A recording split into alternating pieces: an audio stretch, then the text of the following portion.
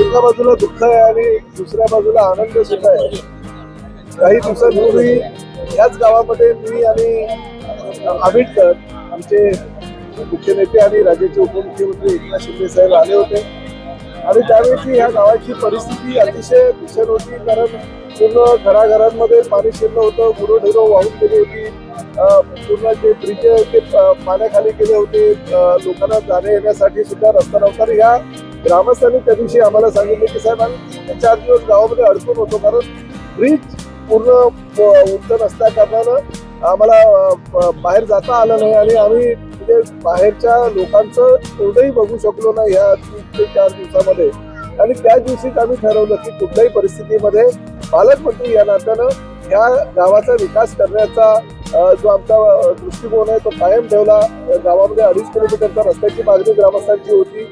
2,85,00,000 रुपये खर्च करून होणारा एक ब्रिज आणि संगमाजवळचा ब्रिज असे 3 कामं ह्या गावातल्या लोकांनी एकनाथ शिंदे साहेबांना पण सुचवले होते, मलाही सुचवले होते. आणि त्यामुळे आज दिवाळी साजरी होत असताना किंवा दिवाळी साजरी करत असताना त्या ब्रिजचं आणि रस्त्याचं सुद्धा प्रतिकात्मक आम्ही भूमिपूजन करतोय.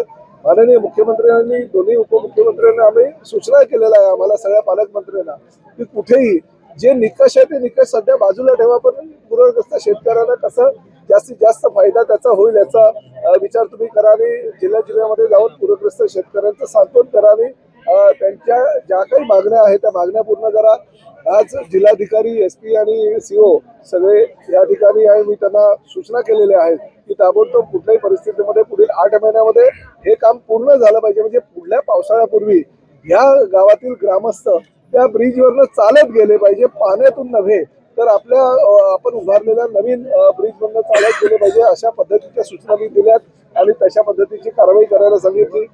वैयक्तिकरित्या शासनाची मदत तर मिळतच राहते, परंतु वैयक्तिकरित्या जे त्यांना साधन सामग्री, अन्न धान्य, दिवाळीचे फटाके, आकाश कंदील, त्याचबरोबर फराळाचं साहित्य, म्हणजे त्यांची दिवाळी सुद्धा आमच्या सर्वाधिक परिवार किंवा शिंदे साहेबांचा परिवार ज्या पद्धतीने आम्ही आमच्या कुटुंबियांसोबत दिवाळी साजरी करतो, तर ह्या सगळ्या ग्रामस्थांची, ह्या पूरग्रस्त लोकांची सुद्धा दिवाळी आमच्या प्रमाणे साजरी झाली पाहिजे ही भावना मनामध्ये ठेवून मी आज ही दिवाळी साजरी करायला या ठिकाणी आलो.